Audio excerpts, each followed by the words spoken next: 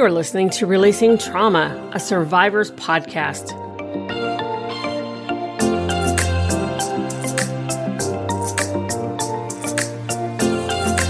And now here's your host, Tracy Osborne.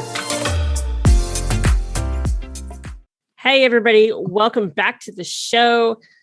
Today, we're talking about using faith to heal and inspire and move forward from our traumas. And, you know, I know a lot of you out there aren't, religious. And I'm not talking about religion. We're talking, about faith, spirituality, a belief in a higher power, a belief in ourselves, whatever that looks like for you. That's, kind of what we're talking about today. So if we mention the word God or we mention the word universe or anything like that, just replace that with whatever that word is that resonates best with you. Joining me today is Emily Bernath. She is a rape survivor, a sexual assault victim advocate, an author, and a speaker. And we're definitely going to hear about her new book. It's actually the second book in a series called Broken Lenses. So, Emily, welcome to the show. Hi, Tracy. Thanks for having me. I am excited to have you. Unfortunately, this is going to sound wrong, but I love talking about this topic, and it's because it's part of my past. So, right. It's just one of those things that it's kind of easy, unfortunately, for me to talk about. Excuse me. So I'd like to start out, if you would be comfortable with sharing a little bit about your story with our listeners. Yeah. So I would say, just from a faith aspect, I grew up in church and kind of knowing about God. And so I knew who he was, but it was never really a lifestyle for me growing up. And so I didn't have like a foundation or a quote unquote relationship with God, so to speak. And I was, I was raped. I was at 19, almost 20. And, that was kind of the first time in years that I even acknowledged God. And it was mostly because I was mad. Like, God, why did you do this to me? What did I do to deserve this? I didn't picture him as this loving, caring father, right? It was more like, what the heck? Why did you punish me? Those feelings. And really, I had nowhere else to turn. And God was kind of a last resort almost for me at that point. And so that's kind of where my journey with faith started. When I had gotten back to, talk to my friends and try to explain what happened to me, I was shocked at how much people didn't believe me. And it was, I almost I don't know, I guess I just expected it, but instead I got asked, why didn't you do this? Or why didn't you say that? I had friends tell me it was my fault. And that sent me further down into pain when I was already in enough pain, but that sent me into more pain. And at that time, my coping mechanism was drinking, just because I needed a way out of my head. I was like, I can't stand feeling as gross as I feel. I feel worthless. I just want out of my body, and I can't do that, right? Like, I can't change my body. And so let's just try to escape it. Right. And so I drank a lot. And that was just my coping mechanism until, and in losing a lot of friends in the process with, them, the way that they responded, I felt I deserved better. And so I kind of pulled away from a lot of social circles that I was involved in. And so not only was it physically painful and emotionally painful, but there was that social trauma too. And so, probably 5-6 months after this had happened, someone stepped into my life and they were like, Emily, do you want to go to this small group? And that's kind of when I got back involved in church again. It was really like, well, I got nothing to lose, and I don't feel like people want to talk to me, and here's someone somewhat taking an interest. I might as well go, right? And at this time, I really wanted a community of women in my life. I didn't value that prior to being raped, just because I didn't really have a need to in my life at the time. And I didn't know how valuable it was until I really needed it. And then I didn't have it. And so in gaining that community and these relationships that I had been craving for so long, God really used that to heal me and to bring me back to him. And, I wouldn't be here today without that. So, it's kind of a little bit of the backstory. Well, I think, a lot of your feelings are common and are what, many of us trauma survivors went through, especially those of us who have been raped, sexually assaulted. And it's hard.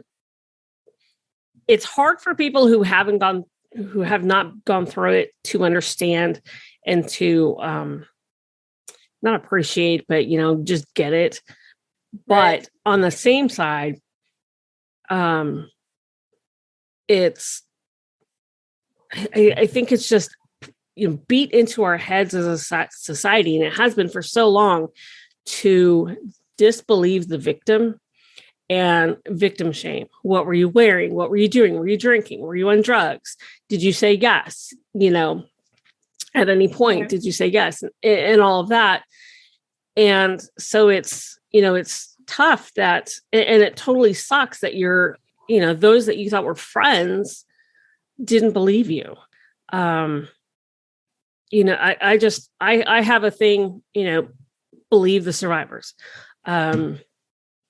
Until they've been disproven, there are a few out there who lie about it, and, but they are few and far between.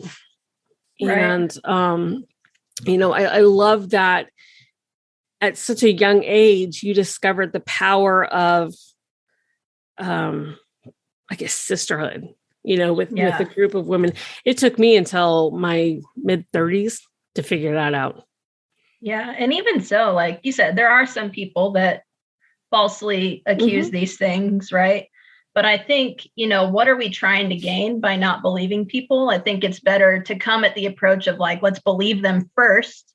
And if it's not true, let's figure that out. But like you said, the majority speaking, those are few and far between. And what are we trying to gain by not believing them? We are hurting so many more people by coming at it with that mindset rather than just believing them from the start and figuring out what to do to help next. Yeah, absolutely. Because, what do we have to gain from lying about it? Right? Yeah. Nothing. No. Unwanted attention, vicious attacks, attacks against our character, against who we are as people. Nobody wants that. So, those who, when they come to you and they say, hey, this happened to me,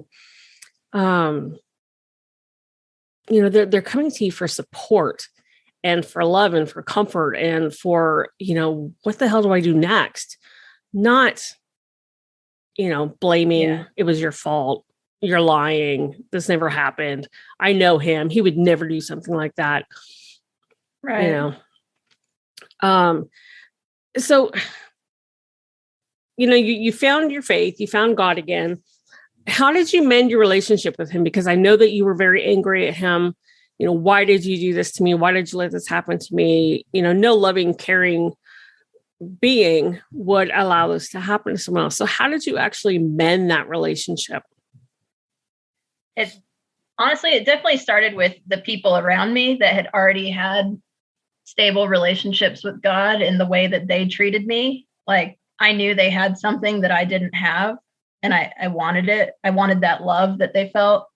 I didn't know how to love myself at the time, but they loved me, and I wanted to know how. And I heard there's a verse in 1 Corinthians that really hit me pretty strong one day, is that, that we are to, our bodies are a temple, honor God with our body. The way that, God sees me, I was like, God, my body is worthless. how do I honor you with my body? I don't know how. So obviously you see me a way that I don't see myself, but I want to see myself that way, the way that you see me, because that sounds better than where I'm at right now. And so that's kind of where that started, is I was sick and tired of being hurt, and I wanted to find a way out. And I had reason to believe that God could provide that for me. So I sought it. And he taught me how to love myself again, which was powerful. Yeah. Very, very, because that's such a hard thing to do. So many of us, whether we've been through trauma or not, struggle with that. Yeah. And he believed me, right? God knows everything. He knew what happened to me. Yeah. And belief is powerful when it comes to God too. Like in the most quoted Bible verse in the world, John 3:16, right? It's whoever believes shall not perish, but have eternal life, right? It's all about believing in him. He doesn't ask us to be a certain way or do a certain thing. He wants us to simply just believe and come to him and trust that he can make good out of what we can't see could possibly be made good from, like. Right. No, I don't want to, I don't want to turn this into a religious show. So, but I totally get that, that power from him healed you, or helped you to heal, because I don't think, and this is totally my opinion, I don't think that one being can just heal you. I think it takes, like would be me and my higher power working together. That's how I see it. That's me. Everybody sees things differently and believes things differently, and that's totally okay. But I think we have to trust that there is so much within us that is still good, even if we can't see it and don't believe it at the moment. We have to, if you can have faith in a higher power, why can't you have faith that there is still so much good inside you, despite of what happened to you? And really all that believing that, you're worthless and nothing's gonna I'm not the same person I was anymore. That really just gives the abuser a lot more power than they deserve. Oh, absolutely. They win. So that's another thing too, of just like allowing yourself to not give them that power. They don't deserve that. No. So no, it took me a long time to figure that one out, because I just suppressed it, and just kind of went on and never really dealt with it. Yes, I had the flashbacks and I had the triggers and all of that. And it was just like, okay, well, whatever. It's just, it's part of my life now. And so, being able to talk about it for me was incredibly healing. I confronted him. Well, one of them I confronted, the actual rapist, the two that assaulted me when I was passed out. I can't even remember their names. So, but, being able to confront him, and, I wrote a letter to him, just getting all my anger and hatred out. That was all incredibly cleansing. But in that process, I was able to forgive myself for all the guilt and shame that I put on myself, and for, holding on to those feelings for so long. And now when I talk about it, when I talk about what happened, it's like I'm just telling you, I went down the street and, whatever. There's like no emotion attached to it anymore. And the triggers, as far as that goes, are gone.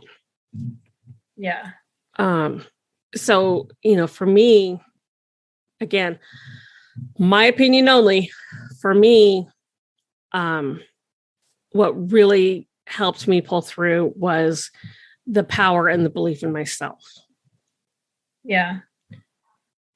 Definitely. And I'm a big advocate that there is like abuse has a spiritual impact. And if we don't address that, we can't fully heal. Like, I think our world has a better grasp of like the emotional and the physical impact of abuse because it's more something we can like tangibly see.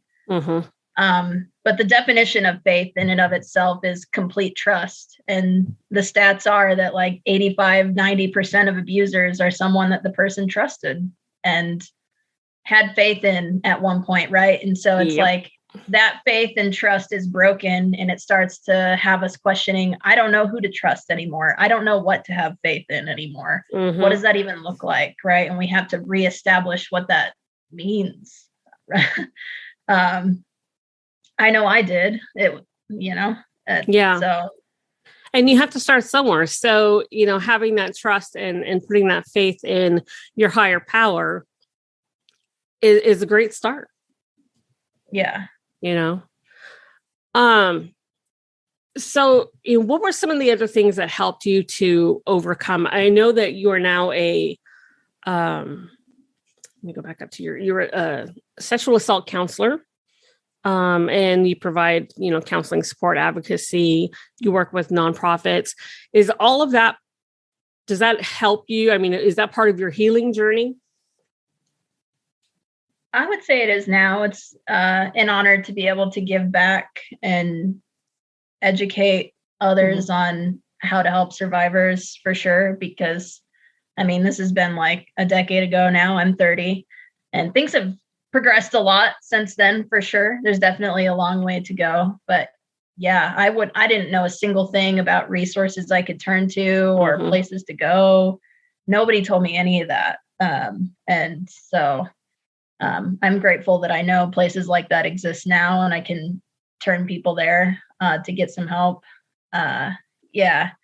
And writing too definitely has been healing for me. Like I said, I got involved in that group of women shortly after being a survivor myself. And that it planted a seed in me to want to give back to other women too, that maybe didn't have that community that I had.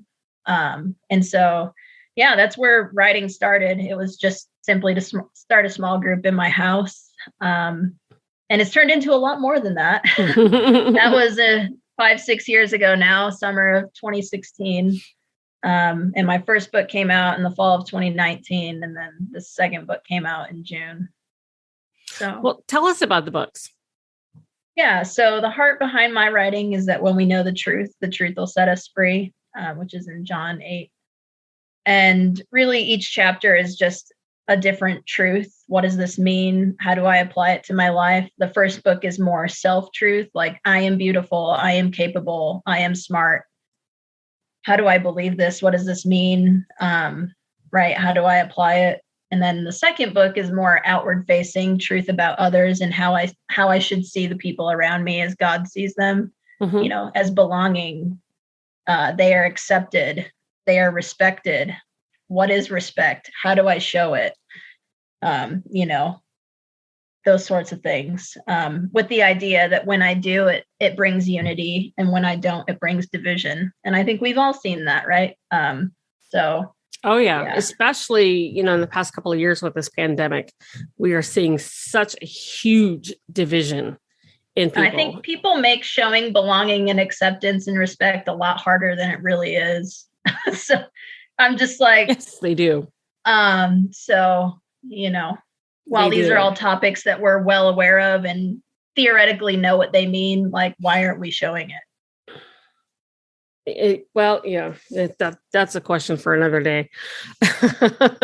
For sure. So yeah, that's essentially what the books are about. There's a lot of questions integrated in between for readers to reflect and respond, and with the idea that it would be done in a group, ideally. I mean, you can do it on your own too, but gives room for discussion. Yeah. Awesome. Well, listeners, I'll have all of Emily's contact information and the links to her books in the show notes. If you go to releasingtraumapodcast.com, pull up Emily's episode, all of her stuff will be there for you. Emily, before we hang up, like we're on the phone, before we end today, we've come a long way from like when I was raped. I was 19 also, but that was back in 1990. and you didn't talk about it then. And Right. while you still don't really talk about it now, it's getting better. But we still have a long way to go. So, from an advocate standpoint, what are some things that we can do as a society to make this better for the victims? Definitely we've got to get rid of the victim shaming and the victim blaming. But what are some other things that we can do? I think for me, one of the things that hurt the most is just put me in a very isolating and lonely place, just because like I said, I expected to be believed and I just felt like I had nobody. And so really just being a presence and, someone that's there. I feel like we put these expectations on ourselves of we have to do this or be this person for someone if they're going through these hard things, but really they just want someone to sit there and listen and be there for them. I think we just make it a lot more complicated than it needs to be. Agreed. Me personally, I didn't expect my friends to be trauma experts and have all the answers of how to heal me, right? Like I was just desperate for someone to be there. Right. Yeah. Like I didn't expect to be healed overnight, and I don't think any survivor does. So I think we just need to, get rid of those false beliefs or expectations of who we think they need us to be and just be there. Yeah. I agree. Absolutely. Well, Emily, thank you so much for coming on and talking with us today, sharing a bit about your story and, just giving us some hope that, there's life after trauma. It's one of my favorite sayings. There is life after trauma. So thank you for that. Yeah, no problem. Thanks for having me. And listeners, as always, thank you so much for tuning in. We'll talk to you in the next show. Thanks for tuning in. Be sure you hit subscribe on your favorite podcast platform so you don't miss a show. Be sure to check us out on our new socials on Facebook, Twitter, and Instagram.